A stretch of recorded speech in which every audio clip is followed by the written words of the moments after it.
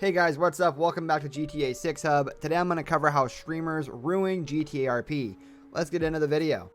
Now, of course, when people see their favorite streamer playing online, they want to join them and just have a chance to interact with them.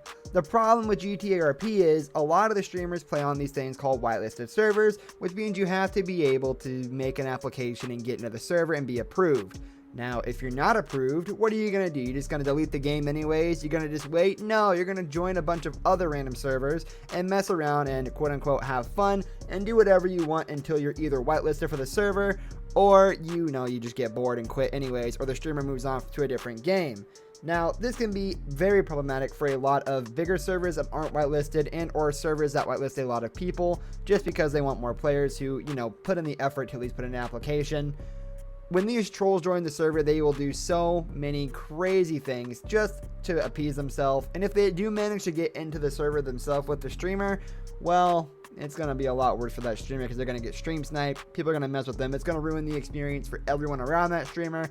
It's just not a good time when streamers bring in all these random people who are especially trolls. But on the alternative side, they do bring in a lot of players in general to a lot of servers. I mean, not everyone's a troll, obviously, so it does bring in a decent amount of actual players, which is also very healthy and good for the game. So you give and you take, and they take a lot. Now let's talk about how they normified RP. Now when I say normify, I mean, well, basically they don't really try that hard. A lot of RPers that you see that aren't like big streamers who stream other games, they'll put on like these accents, these voices. They'll basically change their entire persona, become a whole new person. And hell, I'm surprised they don't even use a different social security number in real life after they go through this whole entire transformation in this game.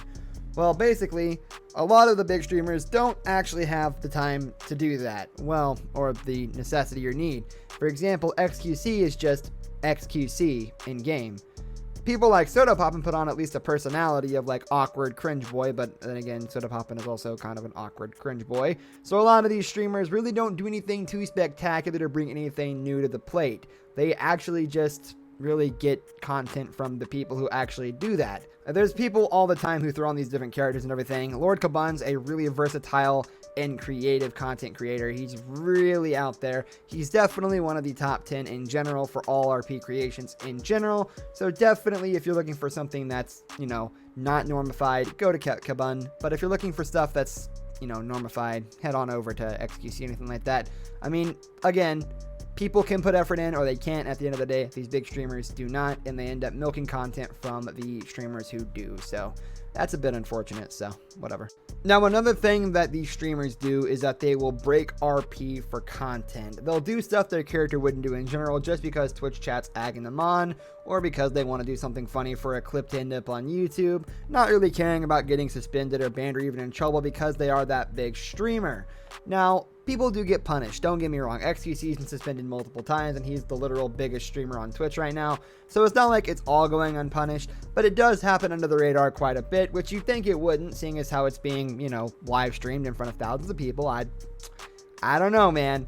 But again, people will break RP just to get a few laughs out of the Twitch chat, a few lulz, maybe some PogChamps, but now it's that disgusting snake thing instead of the regular guy, so it's kind of not worth it, IMO. And it really just messes up a lot of the fun. A lot of the streamers honestly don't really care. They really don't. Like, they just go along with it in RP because they're that good at RPing. But in a lot of smaller streamers, when people try to imitate this, it's going to make a lot of normal RPers very angry, very sad. Now let's talk about our last point, and we will talk about chat hopping. Now, chat hopping is kind of the same thing as stream sniping in a way, but you don't actually join the game.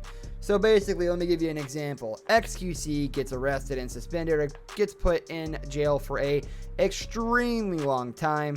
Well, what if his viewers are like, hey, XQC, I'm gonna go talk to the cops on their stream and see if they'll lower their jail sentence, which, spoiler alert, a lot of the times they don't, and they actually end up assaulting the guy or insulting the guy who came into the chat. It's pretty funny, to be honest, but that's another example of what things that streamers can do can ruin the entire community, because suddenly this guy who had like 50 viewers is having 500 viewers, but 450 of them are complaining about XQC being in jail, and that's just super duper annoying, super duper toxic, and it's borderline harassment.